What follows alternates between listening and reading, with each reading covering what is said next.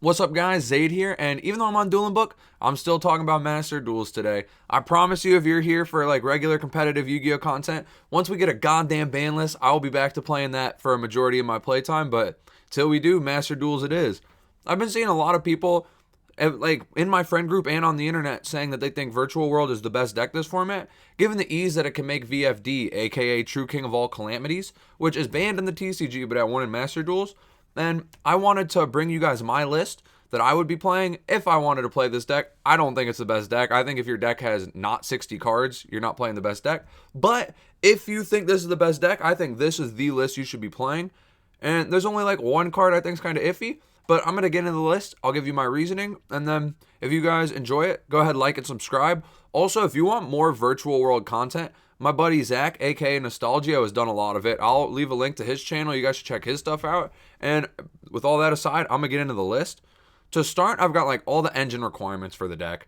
Triple of every name that matters except for Nian Nian. We play 2 of that. So 3 Lulu, 3 Gigi, 3 Lao Lao, 3 Lili, and 2 Nian Nian.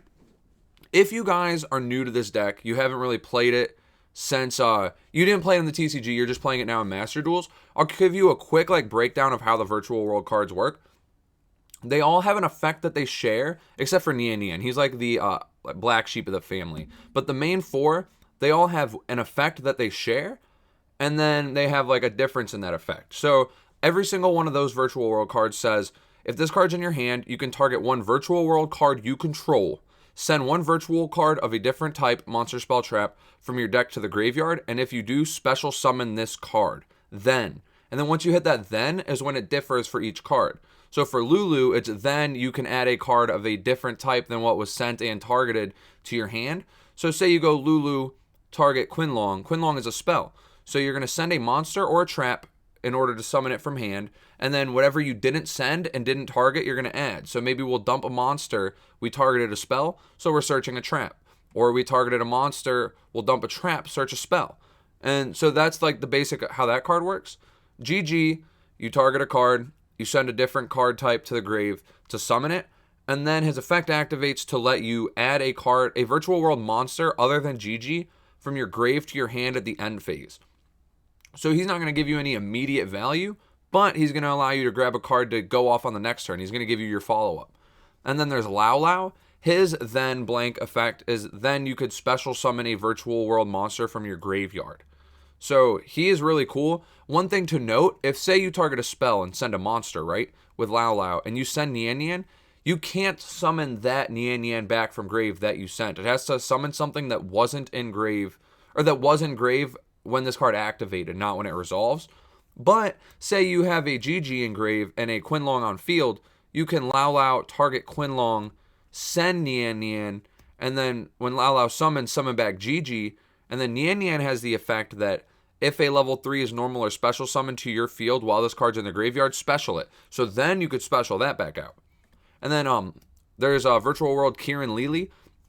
This card, if it's in your hand, do the thing to summon it. Then you can send another card of the third type to the grave. So if you target a spell and then send a monster to summon it, then you can also send a trap. And all the, for those that don't know the deck well yet, the spells and traps have grave effects, which we'll cover in a second. And then the final one we play is Nian Nian. This card, like I said, if a level 3 is normal or specialed while this card's in your grave, you could special it. And that's any level 3, not a Virtual World level 3. So if you normal summon Ash Blossom, you could special it. And then it also summons as a tuner, but it's banished when it leaves the field. And then it also has the ability that when it's banished, you target a banished card, not a face-up banished card. So you can target something you banish off Desires, return it to the deck. And so this helps you like keep your engine going and also helps you prevent from losing to Desires. Next, this is the first choice that like seasoned players on this deck may think is questionable while seeing the Desires in the list, is that I'm only playing 2 Quinlong. The reason being, this is a best of 1 format and this deck loses to itself. And I honestly believe that you're going to lose more games being stuck with this card in your hand than you're going to lose off banishing it off Desires and not having access to Nian Nian. Especially because I'm also playing Prosperity. So I'm not going to be resolving Desires as often as other players. Because like if I open both of these cards in my hand, chances are I'm going to want to use the Prosperity first. I believe if they ash the Prosperity, then you can Desires. So that's probably the sequencing I would do. Correct me if I'm wrong on that, because if I'm wrong on that, I would probably switch the order at which I activate these. But then, for those that don't know what Quinlong does, he has 2 effects, one in grave, one on field. When it's on field, you can banish a Virtual World card from your graveyard, target a monster your opponent controls, or just target a monster on the field, actually, negate its effects. It's important that it's either player's monster you can target, because this Virtual World Chuchi requires you to have banished cards to use its effect. So it's good that you can banish, and it also helps you break boards going second. 3 Kowloon. This card has a lot of effects and only one that matters. Place a Virtual World Gate card from your deck face up in your spell trap zone. And then the rest of the card doesn't matter. You can read this card if you want to. It's almost never going to come up. The only thing that matters, and in a bad way, is that it has an effect that if you control 3 or more Virtual World Gate cards at resolution, you send 3 cards from the top of your deck to the graveyard. And because that is included on the card, this card can be ashed, which kind of sucks, but is also really good, because in Master Duels, it's automated, kind of like YGO Pro and stuff. And anytime you play a card and your opponent has a card they can activate a card in response to, it's going to give them a window to do so, which allows you to get a read on what they possibly have. And because this card can be ashed, even though oftentimes it's not the correct card to ash, it is going to give the opponent the opportunity to respond. And then you're going to know for a fact in their hand that they have either Max C or Ash, or technically Lancia, but nobody's playing Lancia right now. So you're going to have the read for sure to play around Max C and Ash. And then that's just like valuable information to have. If this card didn't have that effect, it would be cool, because then, well, you wouldn't get the read that Ash would be there. It would just give you a surefire indication that Max C is, which is cool. That's another thing to note with Quinlong too, is if you don't plan on discarding this card for your combo, you simply activate it. And then if they're given a response window, they have Max C. So play around it. And then we play 1 Zhuan Wu. This card has a semi-relevant effect on field. During the battle phase, if you have another Virtual World Gate, you can change an opponent's monster to defense. But the more relevant effect is in grave, you can banish it to, I think, target. Yeah, target a Virtual World in the grave, special it, but negate its effects, and then discard a card. And then we play 2 Chuchi. There's also a cool interaction I'll get to with Zhuan Wu when I get to the card, but 2 Virtual World Gate Chuchi. This is like the best card in the deck. Not literally, because it's not a good card to draw. Oh, shoot. I almost added it to my favorites. I mean, in my deck, it is my favorite. But this card, like, it gives you removal, which, if you see, I'm not really playing the Harpy Feather Duster. I chose the Vanity's Emptiness as like a one-of blowout card to play. But this card allows you to very easily clear back row that's face up anyways. And that's the main back row that's an out, or like, that is a problem in this game. There's stuff like multi-roll against Striker, and then the Eldritch deck, which is the other popular like stun deck, plays a lot of floodgates, like skill drain and stuff. And so Chuchi's like the optimal way to deal with that, because it's also an engine card, so you can tutor it out easily. And then this is the only questionable card to me in the list, E-Telly. I honestly don't think this is like a consistency card.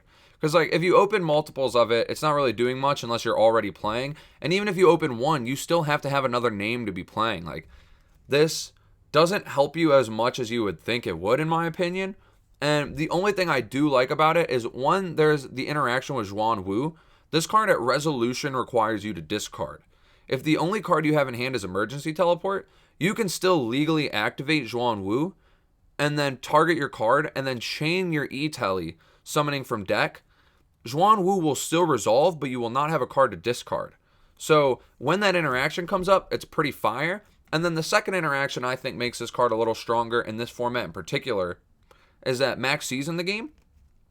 And so if you commit a card and they chain Max C, you can chain the E-Telly, which is going to give you one more body to work with without actually giving them a draw off of it. So like, say you're leading play, right? You go activate City to get Chuchi from deck, and then you activate Lulu, target Chuchi.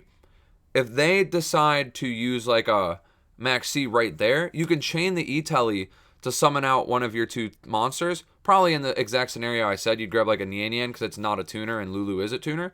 And then from there, you're going to have an additional monster to attempt to establish a board with without having to give them an additional draw, which I think is important to note if you aren't aware of that interaction already. My main deck being a 60 card Dragon deck. A Dragon Thunder, by the way. You guys are on my channel. You know that's the deck I like. But I've been doing the same thing with the Rocket Tracer card. Is it Quick Draw?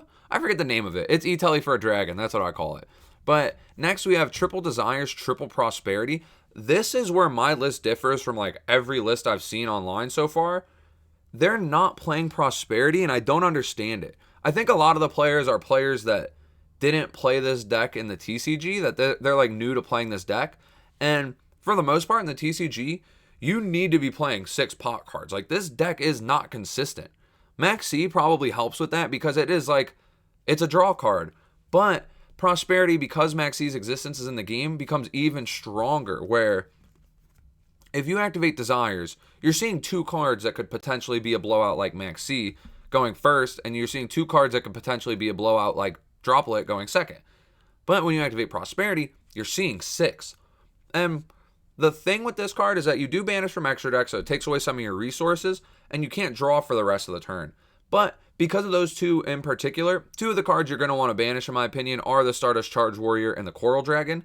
That's why you play a Jui, so you still have a target that's a level 6. But those are 2 of the cards you very easily get rid of because you're not going to be able to draw anyways, so those cards aren't going to really provide you value. That's where Desires is a little more powerful sometimes for that, but the Prosperity, if you don't have combo, you get to combo.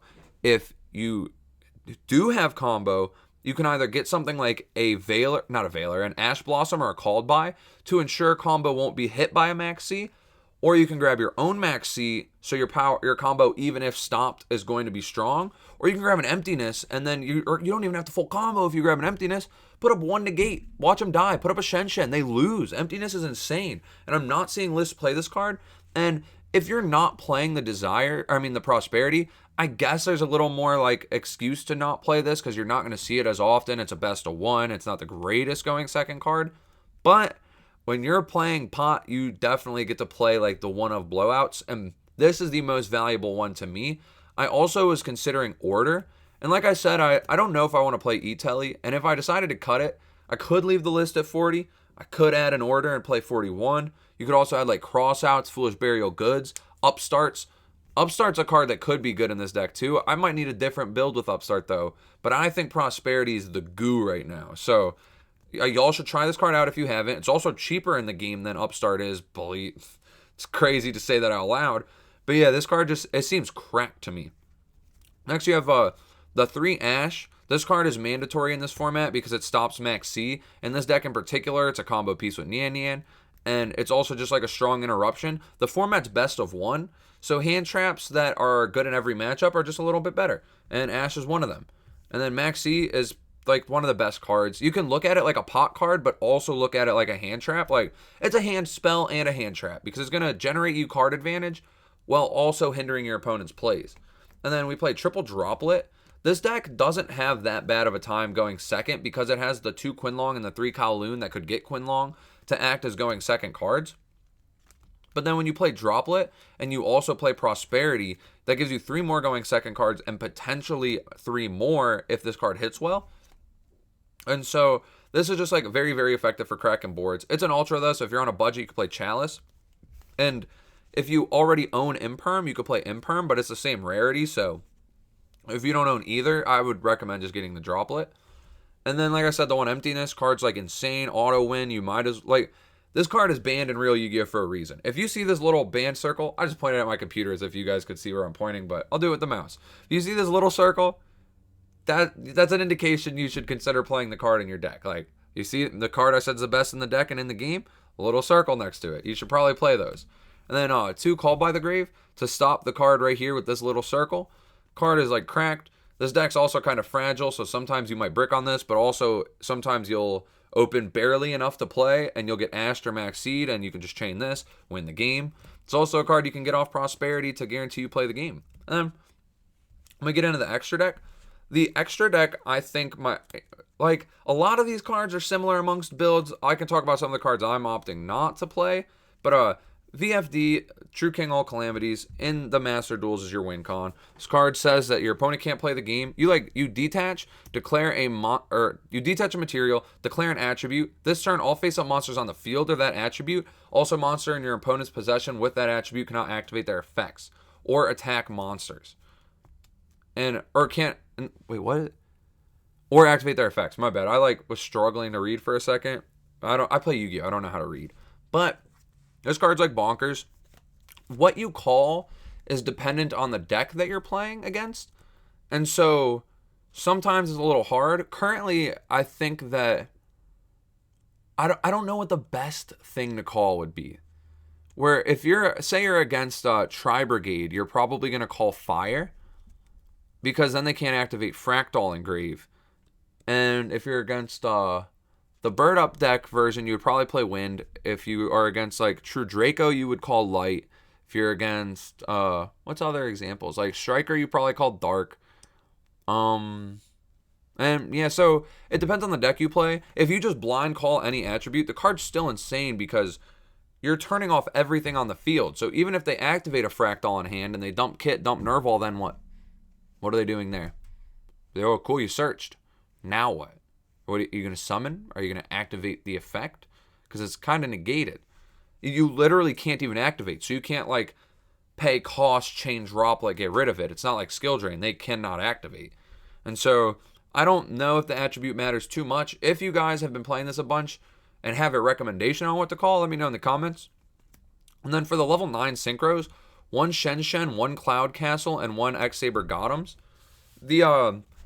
Sometimes if you get max seed, you just have to end on a Shen, which Shen Chuchi is usually enough to win a game. Cloud Castle allows you for less resources to end on the VFD. And then the X-Saber Gotems gives you a line of play where if you have more resources, you can also rip a card from hand. So the line for minimal resources is you would make a Shen and then use Chuchi to reduce its level by 3.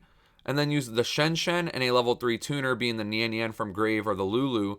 And then you go into the Cloud Castle, which will reborn Shen, and then you make Calamities.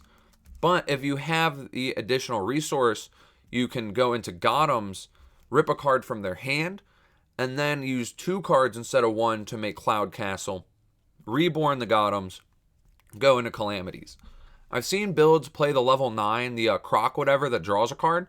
The reason that I'm opting to just play the Gotems in general is I think more often than not you're going to come into the line where you just do it with Shen because it gives you the follow-up for the next turn too, having Shen Engrave. And so it takes less resources and for what my opinion is a little more impactful. And then the Gotems play, when you have the resources to put in, is going to allow you to see what deck they're on so you know what to call with the Calamities. It also gives you a chance to hit their board breakers, and ripping a card is always nice. I like the idea of ripping a lot.